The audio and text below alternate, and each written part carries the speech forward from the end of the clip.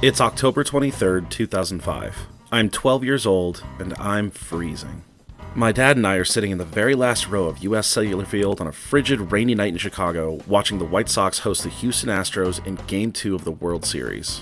It's the bottom of the ninth, and having already seen a come-from-behind grand slam and a blown save tonight, I'm thinking literally anything can happen.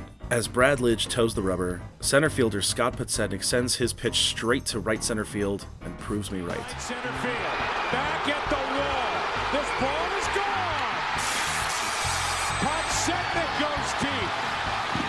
His second home run of the postseason, and the White Sox win it 7-6. It's October 4th, 2007. I'm 13 years old, and I'm hyped. The Bears are taking on the Colts in the Super Bowl, and I can't wait to see what my favorite player, Devin Hester, is going to do on the opening kickoff.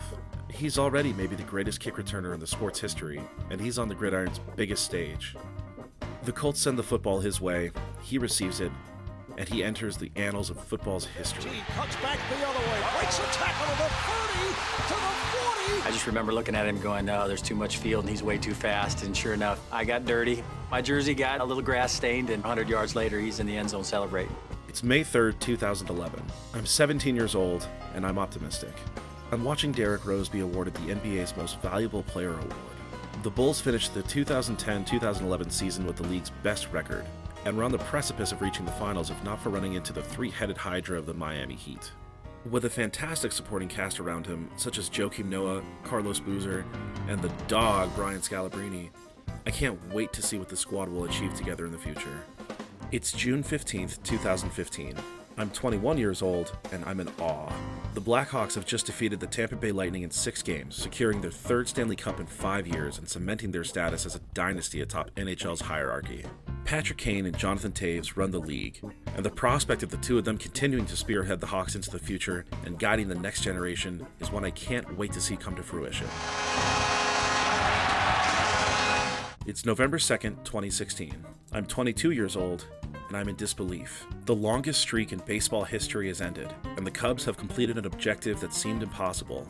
They finally won the World Series. Bryant makes the play.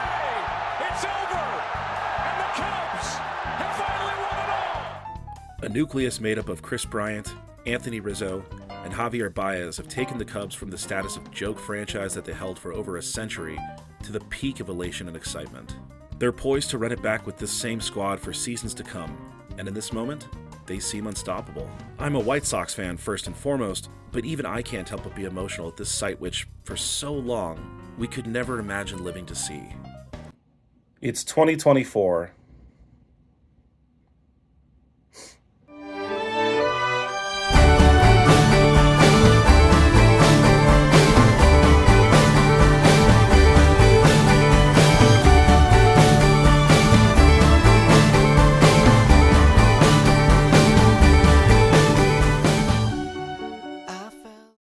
The renowned French actress Sarah Bernhardt is once quoted as saying, "I adore Chicago.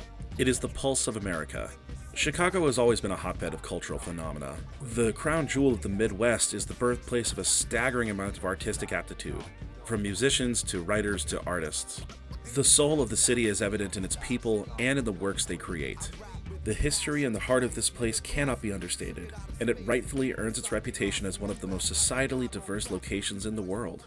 The town also holds an incredibly rich history of sports. From the earliest days of athletic competition in the US, Chicago has been involved in just about every conceivable physical recreation. There's virtually no sport that the city hasn't taken part in at some point. In fact, to go a step further, there's virtually no sport that the city hasn't excelled in. Much of the highest peaks of the Windy City's sporting accolades were reached before my time, but the legendary accomplishments of these teams is known to just about everyone, regardless of age. These memorable moments include, but are not limited to, the 1985 Bears running roughshod over the NFL en route to what still may be, almost 40 years later, the greatest season of all time. The Michael Jordan Bulls claiming dominion over the basketball landscape and winning 6 championships in 7 years. The Chicago Blackhawks, an original 6 NHL team featuring some of the absolute best talent of the early eras of hockey. The Cubs and the White Sox being stalwarts of the baseball world for over 100 years. The Big Four sports teams' combination of historical significance and championship success have made them as ingrained in the culture of the city as an Italian beef sandwich or a Ferris wheel. Did you know that the first Ferris wheel was invented in Chicago? Boom, you've already learned something, and we only just started a little bit ago. We're doing great so far. Each club has their lifetime supporters and decades of lore, stories I had no inkling of when I was first introduced to them. When I came into the world in the ripe old year of, well, why don't you do the math on it? I gave you a lot of clues in the start. I was indoctrinated into sports fandom very early on. I watched them because at that time I'd watch literally anything you put on the TV regardless of any kind of quality, but I didn't really understand the hype, at least not back then. See, the Chicago sports scene wasn't experiencing quite the same amount of prosperity as it had throughout much of the 20th century. For most of my childhood and into the early 2000s, the Cubs and White Sox were in the doldrums, the Hawks were middling but unspectacular, the Bulls were also Rams with early exit playoff appearances, and the Bears showed flashes but couldn't sustain consistent results. Things were just kinda meh. Something happened midway through the aughts though. Those moments I mentioned at the start, each of them happened in the time span of 2005 through 2016. It was like a switch got flipped, and over the following 11 years, each of the 5 main Chicago teams would experience unprecedented victories and change the perception of their franchises, at least in the short term. Derrick Rose's MVP win, the Hawks dynasty of the 3 Stanley Cups in 6 years, the Bears Super Bowl appearance, the White Sox and Cubs World Series victories. It seemed that Chicago sports was entering an inspiring age of prolonged dominance. I was ready to see it come to fruition, and I couldn't wait to see the city I love lord over the sporting world for years to come. Wrong! We know now that it didn't quite work out that way. Things went south for all of these teams, and they weren't able to maintain their runs of success. Each fell back into the dark, murky depths of the sea of mediocrity and sank beneath its surface, with nothing but the cold embrace of an uncertain future closing in around them. Now, we could spend time going over the agonizing fall of each of these teams and the series of events that brought them to heel, but that's long and depressing. So here's the Cliff Notes version.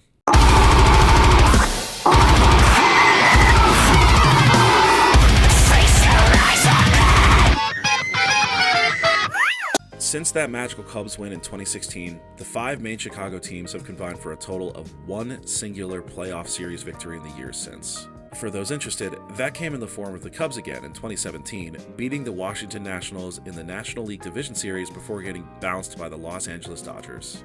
That's been it. There are no other victories to speak of. Now, before anyone gets on me for being a stereotypically impatient millennial, I totally recognize that 8 or 9 years isn't exactly a lifetime of athletic futility. It's tough for sure, but hey, at least we're not Minneapolis. The issue, though, isn't with the playoff drought itself. It's more so that the Chicago sports teams, every one of them, find themselves in a place of uncertainty and ineffectuality. There's a fear that these franchises are completely listless, and it's so bad that it genuinely may cause one of them to disappear completely. It's not just that they're bad, it's that they're not even close. The Bulls exemplify this concept. While boasting some intriguing faces like Kobe White, who was snubbed for last season's Most Improved award and was one of their most consistent performers, and Ayo Dosunmu, who is a decent to good shooting guard, they haven't been productive enough to overcome some very questionable front office decisions, such as a frankly disastrous trade in 2021 for Nikola Vucevic and Al-Farouq Aminu at the cost of a bevy of draft capital, or a recent move that saw the defensively excellent and perennially underrated Alex Caruso traded to the Oklahoma City Thunder for the yet-to-truly arrive Josh Giddey. Vucevic isn't terrible or anything, as he's averaged a double-double the last few seasons, but his arrival hasn't exactly heralded the leap forward the team envisioned when they sold the farm for him. Nikola Jokic he is not, and at 34 years of age, I think the odds are poor that he's going to improve beyond what we've seen so far. Meanwhile, Giddey's, extracurricular issues aside, the once-touted prospect hasn't lived up to his potential in the NBA, and the news of the trade was met with, let's say, skepticism from Bulls fans. Few see the 22-year-old guard is likely to develop into a long-term asset for Chicago, and the departure of DeMar DeRozan, their best hooper for the last few seasons, has some analysts considering the Bulls as one of the weaker teams in the whole of the NBA. While Zach LaVine is still a fairly dependable asset, and the return of Lonzo Ball after 2 years away from the game could yield positive results if he can return to some kind of form, it's hard to imagine a scenario where the Bulls make a deep playoff run this season. Even beyond the now, they don't seem poised to improve significantly anytime soon. Picking up hometown son Matas Buzelis is fun for sure, but he doesn't seem like a Wembanyama type uniquely gifted alien creature that's going to be able to turn the franchise around by himself. Could he and Kobe White develop a chemistry that pays dividends? Maybe. I mean, anything's possible. But that's a lot to bank on with no guarantees of this endeavor being a fruitful one. And with no other truly standout youngsters leading the charge, this team seems to be stuck in the limbo state between starting over completely and stubbornly trying to convince themselves that they can win now. A sizable 5-year contract for an as-yet unproven Patrick Williams Inc. this past offseason only confounds this further. What is the plan here? The Bulls have, in recent history, been loath to admit that they're doing a full, true rebuild, but it looks like now they're at least somewhat more open to the idea that they're not close to contending. Weirdly enough, that's actually a good thing. The listlessness and stagnation of the team has been tough to watch for many seasons, so having a roadmap to retool for future triumphs would be a welcome sight for basketball fans in Chicago. I'm just inferring though. It's not like they've come out and said that's what they're doing. After all, owner Jerry Reinsdorf isn't exactly forthcoming with his intentions, but we'll talk more about him later on. For right now, it's enough to say that the Bulls will be lucky to be approaching 500 at season's end. The crazy part is, that may actually be good enough for them to win a playoff spot. Is that really something to hope for, though? I mean, conventional wisdom would say that a team earning a postseason berth is a positive outcome, but it's not quite so simple in today's basketball landscape. That old idea of, well, anybody can beat anybody in the playoffs doesn't really apply here. The NBA's Eastern Conference is lorded over in a kind of Dark Lord Sauron type way by the Boston Celtics, who are complete juggernauts that few teams can hope to compete with in a 7-game series. Beyond that, there's a pretty massive power gap that's filled out by good but not dominant franchises like the Pacers, Cavaliers, and Bucks. Or, well, it's supposed to be the Bucks. What the fuck is going on over there? The Bulls are, to put it gently, nowhere near this level. If it weren't for clubs like the hapless Pistons, the social experiment that is the Wizards, and the retooling Raptors, the Bulls could very well find themselves in contention for the basement in the East. So while, yes, the playoffs are nice, it's also important to understand that the Bulls are in the hunt largely because there's not really much standing in their way comparatively. Even if they do land a playoff spot, they can't reasonably be considered any kind of genuine threat, and that's been their lot in life for entirely too long. And so here, we have a team that has a couple of bright spots, but is largely just a participant trophy specialist that has no real identity. Kobe White is undoubtedly fun and could very well turn into an all-star caliber rotation cornerstone, but it's a bit much to think that he could lead Chicago on a championship quest at present, especially with no truly exceptional pieces around him. With the front office's seeming insistence that the team can compete and the refusal to commit to a true rebuild, there's a continued sense of apathy that permeates throughout much of the organization and fanbase. For a team that has the kind of storied history and championship legacy as this, that is just flat unacceptable. Ha!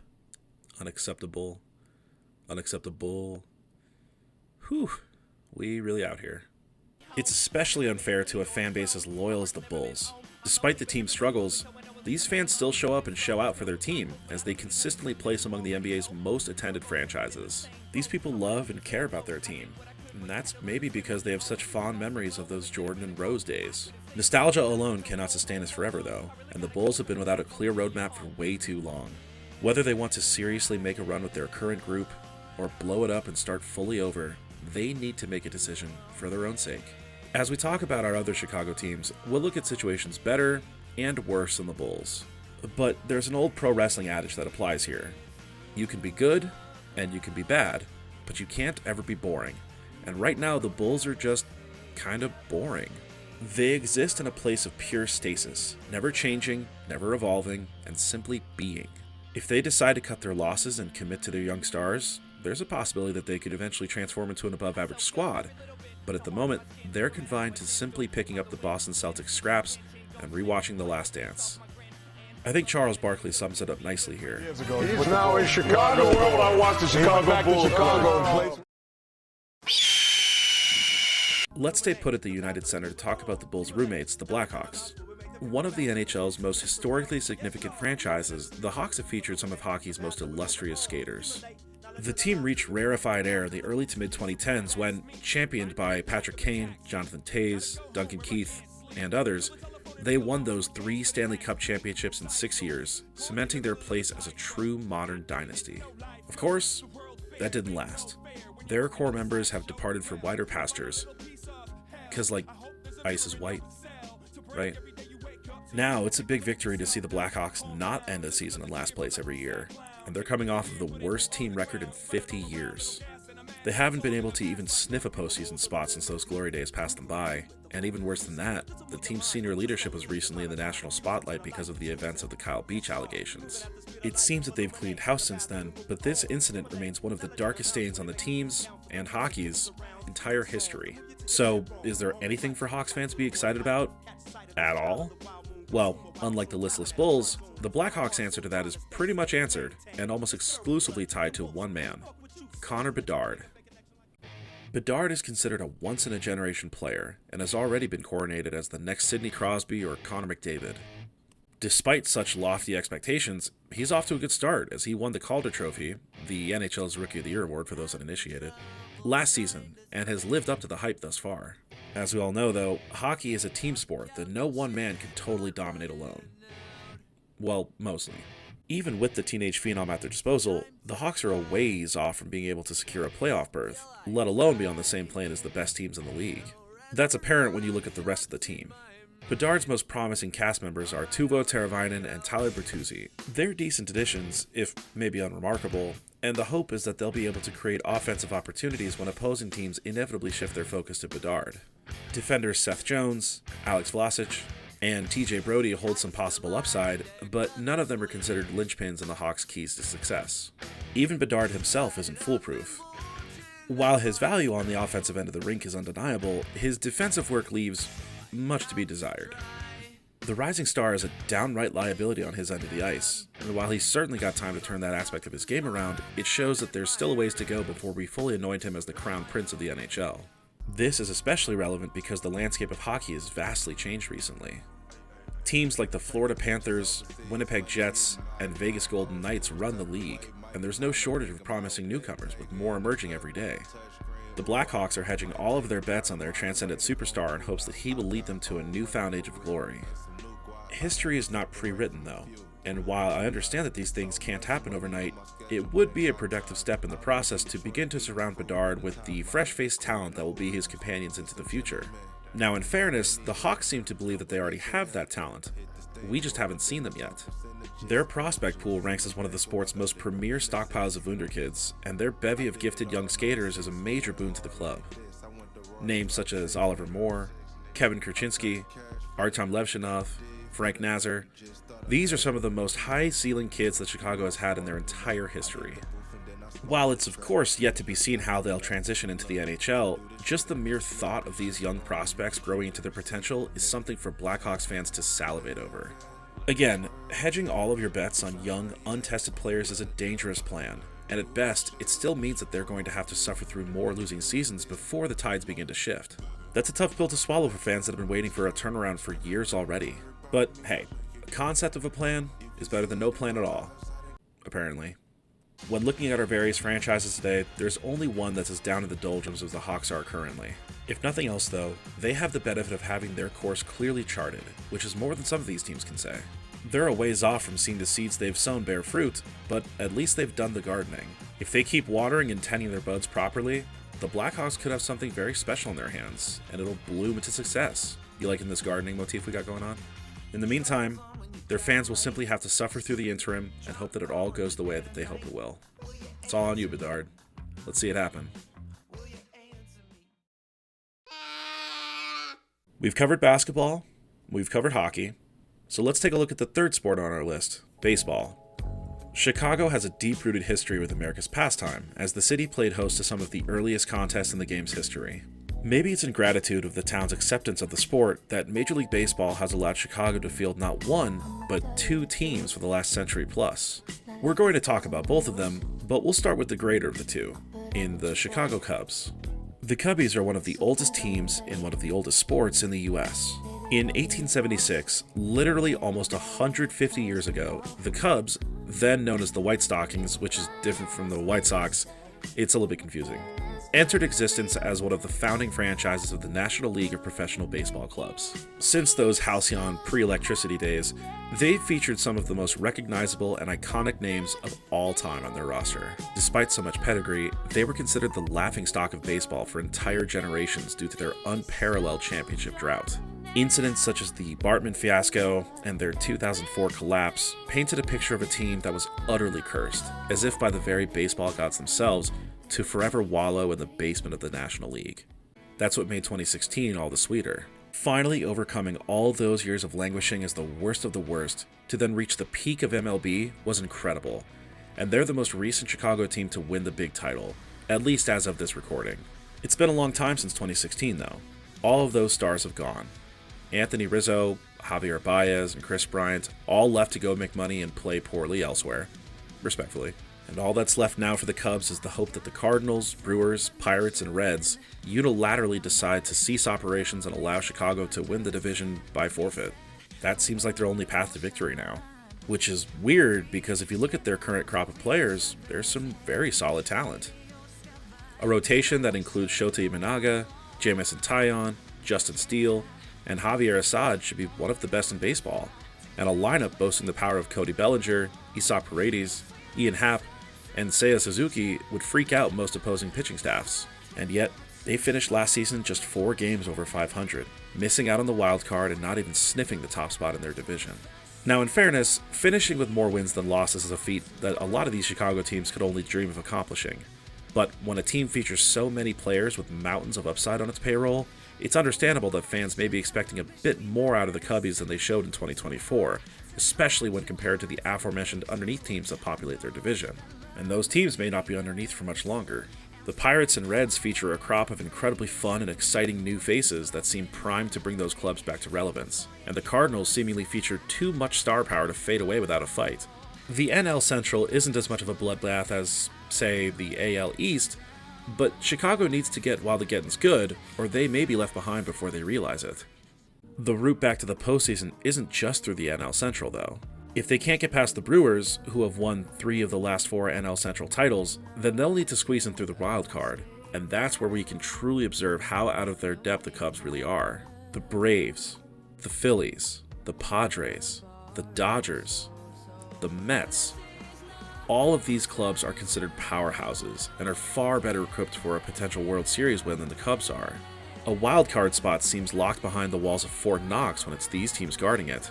Chicago, while no doubt a decent team, aren't on the same level of these upper echelon National League teams. And that's not even getting into the top dogs in the American League. The Cubs exist as a perfect middle ground in MLB. So what will it take to jump over the line into the land of the truly elite? Well, adding a godlike bat like Juan Soto would certainly help, but it doesn't appear that they're checking in on the generational star. There's also Alex Bregman, who could be a big upgrade at third base and allow Paredes to work at first base or as designated hitter. There's also a host of free agent pitchers who would provide a boost to Chicago's pitching core, such as the veteran southpaw Blake Snell, the 4-time All-Star Corbin Burns, or the next Japanese sensation Roki Sasaki. If they can sign one or any of these top-tier talents, the Cubs could rank up into that stratum of competitiveness that seems so out of reach now, and compete with the monsters of the NL. If we were to rank all of the teams that we're discussing today, the Cubs are probably the crew most likely to bounce back and make a play at a postseason run. If we're being realistic though, they can't seriously be considered a threat to win the World Series until they make the moves to compete with the league's absolute best, and that's a tall order. At the moment, they're just about a perfect neutral in the broader baseball landscape. They're better than the Rockies, sure, but everyone's better than the Rockies.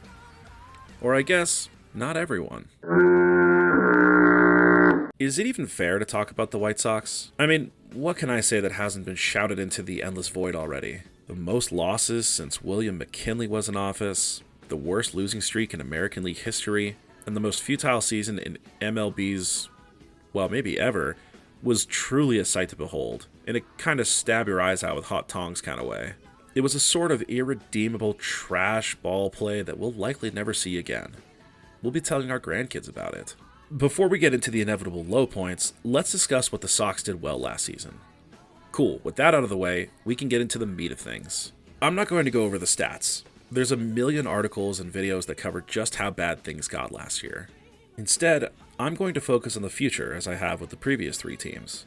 And that, more than anything, is the most damning indictment of the White Sox. They have no future. See, the Blackhawks are bad, sure, but they have a plan.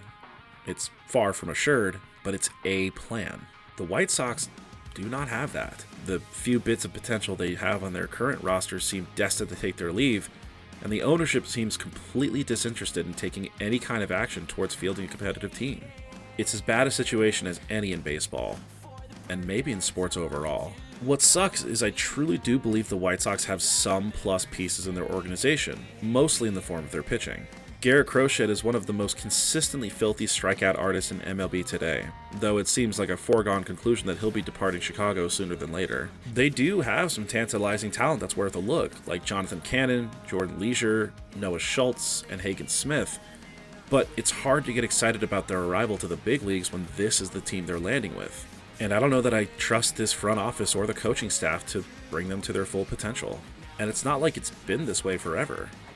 As recently as the 2019 and 2020 iterations of the Sox had an aura about them, and they were viewed as a legitimate playoff contending force.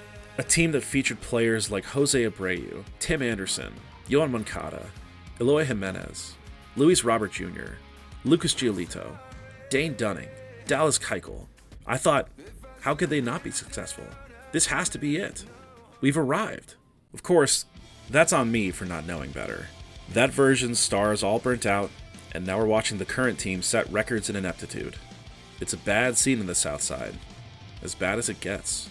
One thing you learn while watching the White Sox, though, is that there's no ground floor in hell. There are now reports circulating that Reinsdorf, who owns both the Bulls and the Sox, is open to a sale and move to Nashville. Yeah, they're literally so bad that they may be evicted from their home of the last 125 years. This is, of course, horrible. Followers of the Oakland A's just had their franchise taken away from them because of the callous actions of ownership, and they'd been in California for a comparatively short 55-odd years. The Sox leaving Chicago would be absolutely devastating, serving as the ultimate act of disrespect to a fan base that deserves so much better. But hey fans, it's not a done deal yet. All we need is a brand new stadium and things will be all better. You'll just have to pay for it is all. What? You don't want to spend your money on a billion-dollar stadium when the team will be just as awful playing in it? You must just not love them enough, and therefore, you don't deserve to have them here in Chicago. White Sox fans been through it, man. They've seen their team struggle and try for over a century, and yet they're on the brink of being left with no team at all. The various Chicago franchises we examine today have their ups and downs, but no one's in the trenches like the White Sox are. There's no fix here. No immediate path back to the playoffs, no star prospect to lead them back to the promised land. Bright spots exist, at least in my opinion, but they're being put in a position to be the most recent in a long, long line of what-if stories. The White Sox need to completely start over, at least from a roster construction standpoint. They're not close, and we all know it. If they can start to capitalize on prospects and maybe sign a decent free agent or two, they could turn things around down the line. The ownership and front office need to let that happen, though. They need to be honest with their fans about what the plan is and what they're going to do to build the team that Chicago has pined for. If that can't happen without a sale to a new ownership group, fine. But a sale to Nash, or anywhere else for that matter, would be unforgivable. Happy 125 years, White Sox fans. Here's to 125 more. And so, we arrive at our final destination. Traveling across the different stadiums in Chicago, we've landed at last at Soldier Field, the oldest and most hallowed of halls in the NFL. The legacy of the Bears runs deep here, and this field has been witness to some of football's most iconic moments, for better and for worse. Entering this season, the Bears had lofty expectations, loftier than usual. Their number one draft pick was used on a rookie quarterback that has been described as a generational prospect, the likes of which we haven't seen since the days of Peyton Manning or Patrick Mahomes. This, of course, excited fans, but the Bears weren't done yet. General Manager Ryan Poles surrounded Caleb Williams with weapons galore, including veteran receiver Keenan Allen, athletic rookie wideout Roma Dunze, and explosive running back DeAndre Swift, to go along with the newly extended DJ Moore. That, coupled with a defense that featured standouts like Montez Sweat, TJ Edwards, Jalen Johnson, Tremaine Edmonds, Tyreek Stevenson, and others, there was a thought, a true belief, that the Bears were going to be in the hunt for a playoff spot, and maybe even make a run at a Super Bowl appearance. The hopium really started to hit like the finest of needle drugs upon the release of this year's Hard Knocks, which highlighted Chicago and the team's preseason activities. The miniseries was an excellent look into the work the players were doing to prepare for the upcoming regular season, and it got everyone hyped and ready to see them play. That final 3-ish minute outro set to DJO's, or Joe's? I'm not gonna lie, I'm not 100% sure how you say it, but set to their end of beginning had me about ready to start an international incident for Caleb. This was it, Chicago. This was different. The Bears were ready.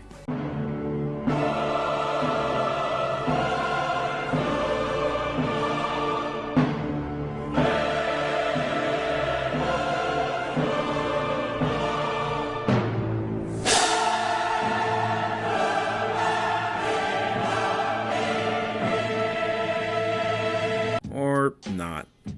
Yeah, the same story again. After beating some, respectfully, less skilled opponents such as the Panthers and Jaguars, the Bears were given a rude awakening by the Commanders in one of the most humiliating and embarrassing losses in recent history.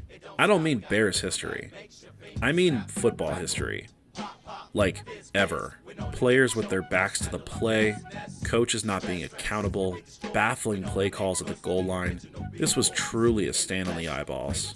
Since then, the Bears have lost their next 2 contests and, as I write this, are all but assured to drop their upcoming game against the Packers, the first of a brutal stretch against division opponents.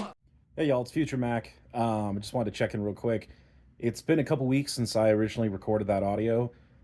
So as we are finishing the editing process this week of Thanksgiving, the Bears have actually played their next 2 games. So let's go ahead and cut to those and see how those went down. And it's blocked! Oh my goodness, the Packers block it, and they're going to win! 29 yards for the win. Good snap, good hold, good kick, and the Minnesota Vikings win it in overtime. No longer are they viewed as contenders. Instead, the conversation has now soured to pondering about what exactly went wrong. So, exactly what did go wrong for the Bears? Well, despite the smorgasbord of offensive playmakers, the Bears' inability to score points has been infuriating to watch. Their attack ranks near the bottom in almost every offensive category, and their franchise cornerstone quarterback moonlights as a crash test dummy thanks to an ineffective O-line. Their defense, while largely efficient and capable of keeping games close, has lapsed at times and allowed big plays at inopportune moments, crushing momentum at best, and putting games out of reach at worst. In short, it's all going pear-shaped. Much has been said about the Bears' coaching staff, which so far has been ill-equipped to handle the team's growth and development. They recently made a change at offensive coordinator, cutting loose Shane Waldron and promoting passing game coordinator Thomas Brown to take over. It's not clear if this move will pay dividends immediately, but some would argue it won't matter until Chicago relieves head coach Matt Eberflus of his duties. He's in his 3rd year with the Bears, and things have not gone well. A distinct losing record, the controversial departure of Justin Fields, and now the apparent mishandling of Williams have been the highlights, or I guess lowlights, of Flus's tenure in the 3-1-2, and the fanbase is not happy. They're looking for a change, and fast. It doesn't matter how friendly they are. Poles has got to make the tough decisions to make the team better. It's now or never. I'm not trying to place all of the blame on the coach. Obviously, players have to step up and do better as well, but it's clear that things aren't working. This is a song we've heard so many times before. A talented young quarterback unable to properly refine his skills in Chicago. That's what's so tough about being a member of the Bears fandom right now. They're repeating the apparently endless cycle that they've been stuck in since time immemorial. In the grander scope of the league, the Bears seem to be in a position that's pretty similar to the Cubs, in that they're not as bad as the worst teams, but they're far below the NFL's premier franchises. While it may be a bit much for fans to expect a Lombardi trophy in the first year of a new quarterback's career, a .500 record can and should be achievable. Instead, they're once again trailing far behind the rest of their NFC North compatriots. I mean, look at the Lions. They went from being pitiable goobers for most of my life to being arguably the best team in football. What about the Bears, man? When's it going to be our turn? Well, that's largely going to depend on the progression of this man right here. It's kind of unfair to put the entirety of your franchise's success on a kid barely old enough to drink, but that's the reality. The Bears have to prioritize his development and make adjustments to their offensive scheme to get the most out of him and the rest of their first-rate players. They can't have another Mitch Trubisky or Justin Fields situation. The fans deserve better. And so, by covering all of our teams, we see what the state of Chicago sports is. Not great. The Bulls are directionless. The Blackhawks are rebuilding. The Cubs are meh. The White Sox are horrendous. And the Bears are underachieving. None of them are particularly close to competing, and only a couple seem to have a plan to improve. Even the other Chicago teams I didn't touch on today are struggling. There's truly no escape from this ceaseless mediocrity. So what is there to look forward to? Why stay a fan? Well, beyond the blood debt we owe to whatever Chicago sports gods got us into the fandom in the first place, there are the aforementioned young and rookie talents to keep track of, and the hope that one or any of them can turn into the star the city needs them to be. And who knows, maybe the Bears or the Bulls will make adjustments and go on a run, or the Hawks rebuild will end sooner than we thought it would. Maybe Juan Soto will sign with the Cubs, or the White Sox will convince the ghosts of Babe Ruth, Cy Young, and Willie Mays to play for them. They'll still lose 100 games, though. The city of Chicago has waited and waited for the advent of new sporting success, and the fans deserve something to be excited about. It doesn't look like it's coming anytime soon, but we can hope that the sporting deities above will grant us a sweet release from our prolonged suffering. We've got so many great memories to look back on. It's high time we make some more.